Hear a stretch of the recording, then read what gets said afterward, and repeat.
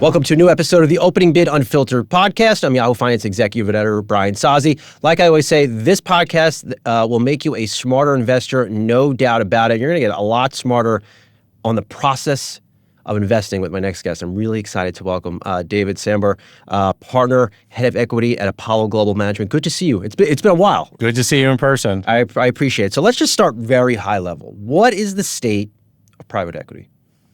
I think private equity is at kind of a key pivot point. Our firm's been doing this for 35 years. I've been doing it for 22 years. Really? Yeah. Wow. Goes by quick. It's like kids. Someone told me, we just sent out the holiday cards and my kids are 15, 13, and 10. Someone texted me yesterday saying, wow, it goes by in a blink. It all goes by in a blink. Yeah, I'd say in the early days of private equity, it was less competitive and it was very much financial engineering. The benefits of leverage, changing capital structures, and a different way of capitalizing companies. And then it moved to the operational phase where people were trying to add value by making companies better, grow faster, be more profitable. That still is a big part of it.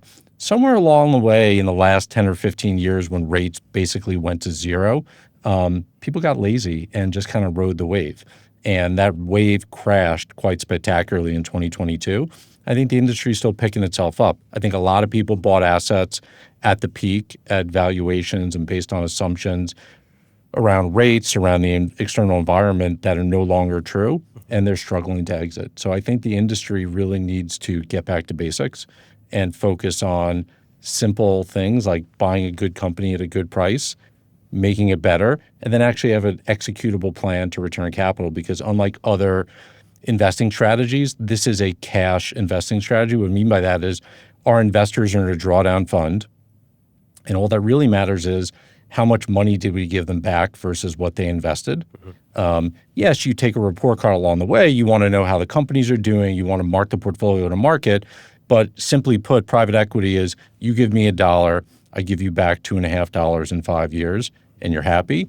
I give you back $5, you're really happy. I give you back $1 or less than $1, you are not happy. You're not happy. If I do it inside of 5 years, it's great. If it takes 10 years, which is kind of where the industry's trending, the average hold period for investment now is 6.5 years, drags down returns. So we just got to get back to basics. Where have you spent the bulk of your time, let's say the past 3 months? Is it focusing more on opportunities or thinking about how to exit a company? So it's got to be all is the answer. I know that's probably not a helpful answer. You have to be buying. We're not shifting towards buying or selling. Obviously, the environment becomes more conducive to one or the other at certain points in time based on your view of value. But we are constantly investing, and we want to be investing. We want to be opportunistic, but we're finding good opportunities even in bad markets, which is a little bit different for us versus other people. So in 2022 and 23, when rates spiked, we were very active deploying. When the industry deal volumes went down 70% from 2021 to 2023, we kept our deployment pretty flat at about $7 to $9 billion per annum over that time period. It was a tougher time to exit during that time period, without a doubt. It's been a tough time to exit pretty much since 2022. We've been pretty active, though. This is the second largest year in our history for distributions.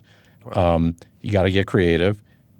Yahoo, in the interest of full disclosure, is one of our investments, and I am on the board. But Yahoo's a great example of bought in 2021, contrarian investment at a contrarian time in the cycle, bought well, I would say, strategically sourced, well capitalized, but a lot of interesting things done to make the portfolio simpler, improving and upgrading the talent and the management team. Which Amazing CEO, Jim Lanzone. But then hustling to return capital along the way and returning that capital to investors. That's private equity. Where are you? So the market is trading at very rich valuations. How does a company like Apollo find opportunities in a market that, from the outside looking in, every day it seems to be going up, whether it's from tech or potential for more rate cuts? How do you find opportunities? There's the narrative that's out there, and I know you spend your time across all the investing asset classes, but a lot of the talks around public markets, right? There's a public markets narrative that's out there that I think is certainly a narrative that tells you something, but that's not really applicable to the world we live in. That's not applicable to not only is that not applicable to Main Street America, that's not applicable to most of the economy. So for instance, 90% of companies in America with $100 million or more revenue are private today. Today, there are half as many public companies as there were in America 25 years ago. Wow. 9,000 going to about 4,500. And every year, for many reasons, but every year, more companies are taken private than deposited back into the public markets. And we've been a big driver of that with our strategy. Why is that? The public markets have become a less hospitable place for non-simple, non-thematic companies. And you could see it in the returns. So you're right. The aggregate valuation in the S&P is in the top 5% historically. The concentration for the S&P is also in the top 5% historically.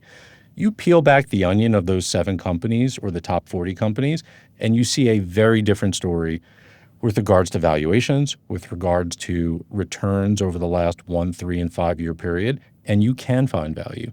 And we have been finding value in the public markets. So when you look below the surface and you question these narratives, you can find interesting opportunities, and we have been. How do you know there is untapped value? I imagine it goes beyond seeing something trade at 10 times forward earnings. Like, how do you know? What are your signals? Yeah. Valuation multiples are not the be-all and end-all. When I say value, when I think about what it is we're trying to do, try to keep it simple, it's attractive risk reward. What do I mean by that? I mean highly unlikely to lose your capital through attractive purchase price or really through more attractive leverage. Paying less for a company means you could put less leverage on it and still get that same return. But then it's, what do you do to manage the company? You could de-risk the company and tilt the risk reward in your favor through active management, all the stuff we talked about, the strategy of the company, the management team, how you change the portfolio, and then returning capital along the way. So the valuation is certainly a marker, but companies usually trade for low valuations for a reason. So the trick is making sure you're finding that company that you feel like you're buying. And this is different for us. A lot of people in private equity have moved away from this, and they're focused on really just buying quality, and they're less focused on feeling like they're playing with the lead up front. For us, there's 3 ways to make money in a private equity investment, or 3 ways to create alpha. Alpha on the buy, alpha on the build, and alpha on the exit. Historically, most people focused on one of the first 2. I'm buying well, I'm creating value up front, or I've got a great machine to make my portfolio companies better. Those are tables. You got to have both. And you really have to also have a way to create alpha on the exit now too, because the exit environment has become much more challenging, and that's both cyclical and secular.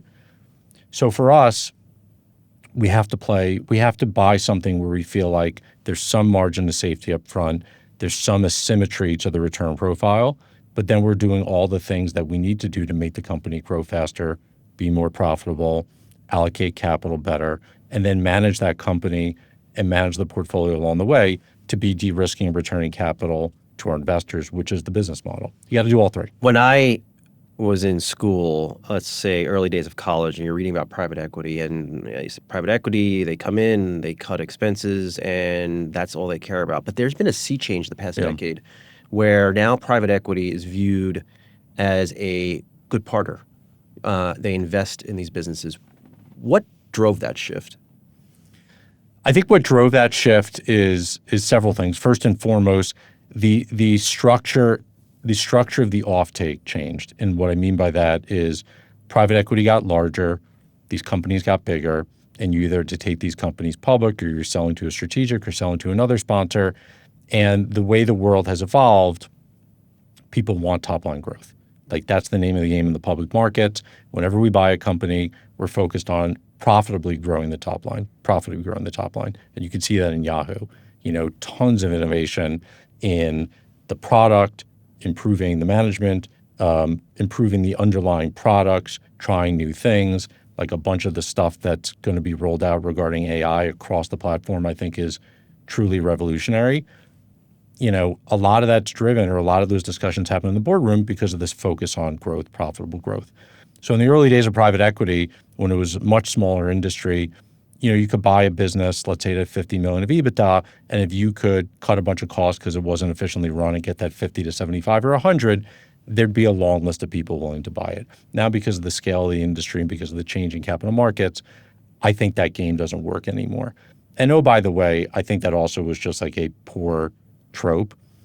If you look at earnings growth, and we talk about this all the time in investment committee, margin improvement or cost cutting, whatever you want to call it, efficiency, is important. Every company, whether it's owned, there's three ways to own businesses in America.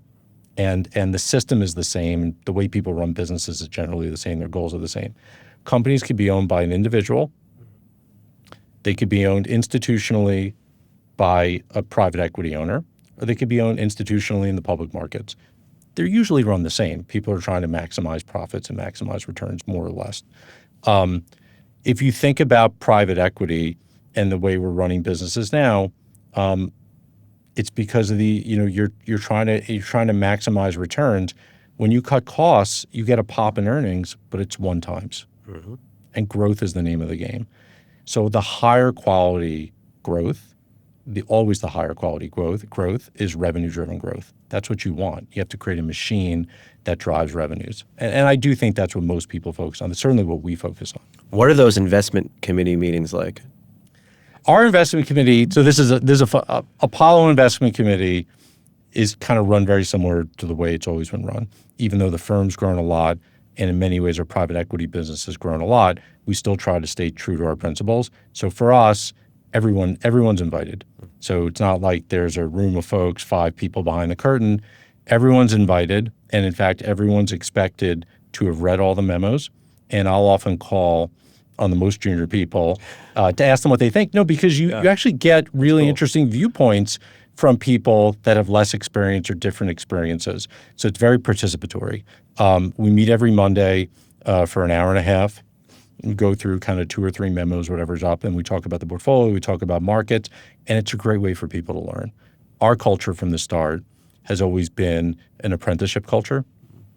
If I think about the things that I worked on early in my career, working in different deal teams in different industries, it was always about, yes, they wanted me to do work because that was my job, but it was about investing in me. And it's that same mindset that we bring every day to our people. And I don't know if you've met some of the other people on the Apollo deal team, but even the most junior people are enormously impressive because they're exposed to so many things. And they're not just told to go work on the spreadsheet. No, we want to hear your opinion. Now, you may not have the same experience. What if that junior person disagrees with you? How do you handle it? I think it's okay. I mean, I say to everyone, so I mean, the way I see works is we all talk about stuff, it's very consensus driven, but eventually you need to make a decision. Leaders need to lead, and it's my job to kind of manage the dialogue and kind of make sure everyone's weighing in so we could all get the collective wisdom of the group. But ultimately you got to weight that wisdom based on, people's experiences, who's saying it, who's the most persuasive. It's an idea meritocracy, but ultimately you got to make a decision. So there's going to be disagreement. Disagreement's okay. In fact, I think the more disagreement, the better the quality of the decision. That's a good point. Hang with us, David. We're going to go off for a quick break. We'll be right back on Opening Bid Unfiltered.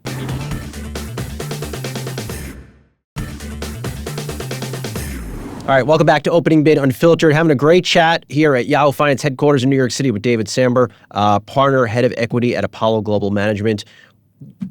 Where did you get your passion for investing and for doing what you do? I was told from an early age, be a lawyer, be a lawyer, be a lawyer.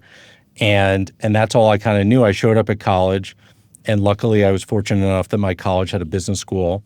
So I was exposed to people that were focused on careers in business. And suddenly I said, you know what? This sounds really interesting. Maybe I'll check that out. So I started doing internships on Wall Street. I wound up with a job at Solomon Smith Barney, just by happenstance in the group that deals with private equity firms, and got exposure to the industry, and pretty quickly realized that, the doing the deal part's cool, and that's what the advisor community is focused on. But my passion was more about thinking about growing the businesses and really seeing it through the full life cycle. And it's pretty amazing. Like when you work in a business like Yahoo, it's exciting. You wake up every day, or even when I think about being involved in managing Apollo, I think about Apollo like a portfolio company a lot of times. What are all the ways I could grow the business? How can I make it run better? How could we innovate? It's the same thing with portfolio companies. The real fun about private equity, though, is you could do 5 or 10 of them, and there's always new challenges, new varieties. So for me, at least, it's really, for what I was interested in, the best way to invest, and it's been just a fun way to have a career. What do you tell those junior folks on the team that say, hey, David, I want to be you in X number of years? How can they get your job? They all have the opportunity to get my job, which is actually fairly unique as well. And this has been true of our firm from the start. So if we were in my office is right in front of the bullpen, and all the junior people sit outside my office. And what I said to them when they joined last year, when our first class of new entrants joined last year, I said, fun fact, the difference in age between you and me is the difference in age between me and Mark Rowan, who's the CEO of Apollo and was one of the two people that when I joined the firm, all we had was private equity. So he was one of the two people running the private equity fund. And I said, I could say with confidence, and I don't think any other private equity firm could say that my successor is currently working in this building, and that person's successor is also currently working in this building. And that's the opportunity. It goes back to that apprenticeship culture. So we hire everyone expecting them to have the chance to build a career at Apollo. Not everyone does. Like, we get it. We're a big firm. The world's different. Not everyone wants to work for 22 years in the same job like I did. But we see everyone like that, and that informs how we invest in them. It goes back to what I was saying. We want everyone to be in all the meetings, see all the information, and be able to grow as quickly as possible and aspire to have more and more responsibility, doing more and more things. And that's exciting for people, and people generally like it a lot.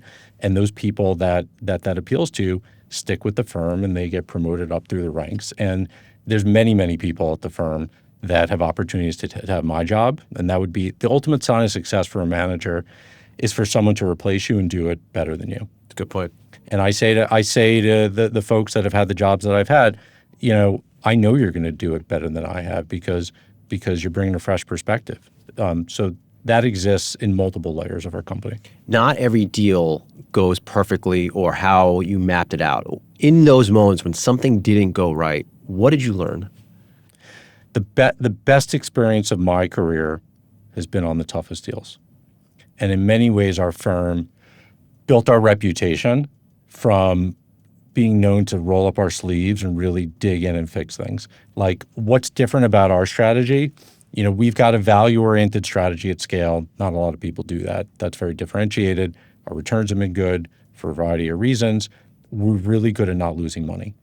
And I know it sounds trite, but a dollar saved is a dollar earned. What really screws people up in private equity, they're levered investments. So if you hit a cycle when you have operating leverage and financial leverage, you could lose your capital. So if you could lose capital less frequently and the rest of your deals could be normal or average deals, you can have an above average portfolio in any type of market environment. And that's the mindset that guides how we do portfolio construction. So how do you lose money less frequently? Obviously, you could choose the right investments. Everyone's trying to do that. Everyone makes mistakes. That's yes, we try to have the best process and not make mistakes. You're going to make mistakes. Less leverage is a key ingredient. The less leverage you have, the less likely you could lose your equity investment. And then early warning detection systems and crazy interventions. So for us, we just had portfolio review a month ago for Fund 10. It's our 2023 vintage fund. It's doing very well. All the investments are marked above cost. It's doing well. I said to the team, there's a pumpkin in here. We just don't know where it is. So our job, we shouldn't rest on our laurels. And this is where the junior people are the best, because they oftentimes know where the problems are. So we want everyone to tell us problems or things that could be problems as quick as possible, and we're going to swoop in to fix them. To your question, I worked on, so I started in 2004.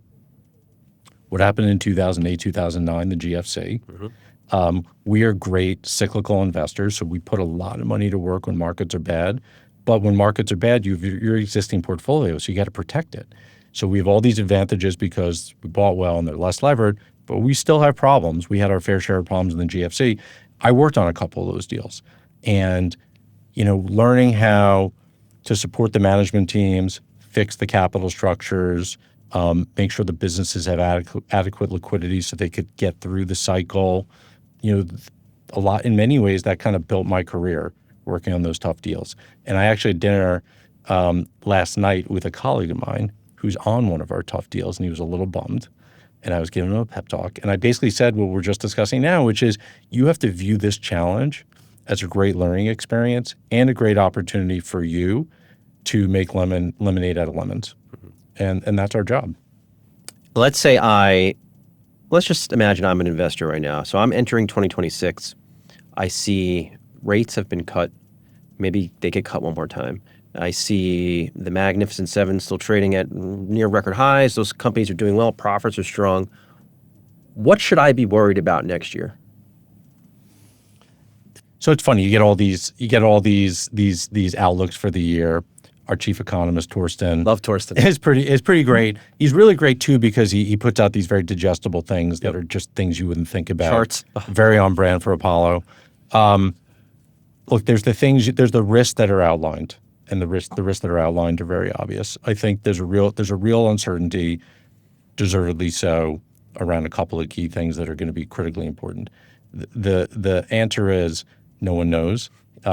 We've just come off the end of a year, and everyone produces the articles about people's predictions for the past year, and I always love seeing how off people are, and I send them to Torsten, and we love Torsten. But this rate thing and where rate's gonna settle out is obviously fundamental to investing in any risk asset class, and it'll be fun to do office pools and kind of all predict what's going to happen for the year. I'd say in general as a firm, and I see this in our portfolio companies, I believe it. I think there were a lot of people that were confusing what they wanted to happen with what will actually happen or what's most likely to happen. And for 3 years, you've been basically hearing that rates are going to come down, and eventually rates will cycle down. How far they'll cycle down, I don't think they'll cycle down as low as they did in the last cycle, but rates eventually will cycle down. Usually rates cycle down for a bad reason, though. Usually it's because the economy's softening. Sure. So let's be careful what we wish for. But inflation's been stickier than people thought for a variety of reasons. Cost of capital stayed higher than people thought for a variety of reasons, but it is settling down, and I think we see that. Growth, it is pretty remarkable if you look at the overall economy and just how resilient it's been. There are cracks beneath the surface, and you see this in companies that have reported last quarter. There's a bifurcation in the consumer. I think that's something to watch quite a bit. How late cycle are we, and how strong is that kind of lower half consumer? And that's something we think about a lot. Trade is clearly something to focus on. Geopolitics is clearly something to focus on. But here's the funny thing. You asked what's the big risk. Whatever moves the markets the most is going to be something that we're not talking about. It always is. It always is because it's not discounted into the market. So, in 2020, it was COVID. I was out talking in late 2019 to people, the credit cycle is aging, credit metrics are getting worse. I was talking about we were tracking 250 companies, their debt, and putting our price targets out there, and we're constantly refreshing this. We're doing that now. I didn't know going into 2020 there would be a recession caused by a pandemic, but when it happened, we were ready. So I think for us as investors, the number one thing is make sure you have flexibility and you're humble enough to recognize that there's a lot of smart people trying to predict these things, and I think we've got great data from our portfolio companies, and I think we have a great system to really try to figure out these pivot points and be very nimble, but you got to be flexible.